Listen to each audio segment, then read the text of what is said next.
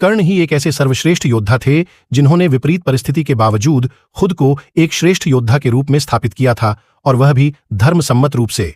आइए जानते हैं कर्ण के बारे में वे तथ्य जिनके कारण उन्हें महान योद्धा माना जा सकता है। 1. अर्जुन का साथ देने के लिए जगत के स्वामी थे, लेकिन कर्ण का साथ देने के लिए दुर्योधन ही था। अर्जुन पूर्णतः श्रीकृष्ण पर आश्रित थे, जबकि इधर दुर्योधन खुद कर्ण पर आश्रित था। 2. कर्ण को द्रोण ने वह संपूर्ण शिक्षा नहीं दी जो उन्होंने पांडवों या कौरवों को दी थी। फिर भी कर्ण ने परशुराम से बची हुई शिक्षा छल से हासिल कर ली थी। यदि कर्ण अर्जुन के बराबर योग्य नहीं होता तो भगवान परशुराम कर्ण को शिक्षा देने के लिए तैयार नहीं होते। 3. कर्ण एक सच्चा मित्र होने के साथ साथ ही दानवीर भी था। स्वयं भगवान श्रीकृष्ण इस बात की पुष्टि करते हैं कि कर्ण से बड़ा दानी कोई नहीं। 4. श्रीकृष्ण की योजना के तहत कर्ण के कवच और कुंडल को छलपूर्वक अर्जुन के पिता इंद्र द्वारा हथिया लेने के बावजूद कर्ण ने युद्ध को एक योद्धा की तरह लड़ा। 5. कर्ण ने जरासंध को अकेले हराया था, वहीं भीम ने श्रीकृष्ण की मदद से जरासंध को छल के द्वारा मारा था। 6.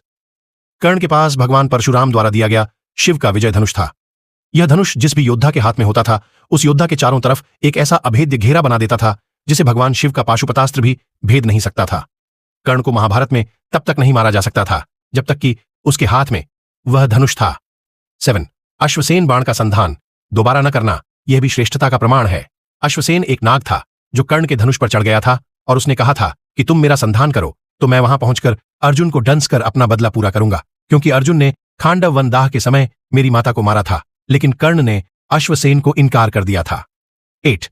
महाभारत के एक प्रसंगानुसार जब कर्ण के बाणों के प्रहार से अर्जुन का रथ कुछ इंच पीछे चला जाता है और कृष्ण उसकी प्रशंसा करते हैं, तब अर्जुन कहता है कि मेरे बाणों से कर्ण का रथ कई गज पीछे चला गया, तब आपने मेरी प्रशंसा नहीं की। अर्जुन की इस बात पर भगवान श्रीकृष्ण कहते हैं कि कर्ण के रथ पर कर्ण और महाराज शल्य बैठे हैं, परंतु तुम्हारे रथ पर मैं यानी भगवान नारायण और महावीर हनुमान बैठे हैं, तब भी कर्ण ने तुम्हारा रथ पीछे धकेल दिया। सोचो, यदि महावीर हनुमान नहीं होते तो क्या होता।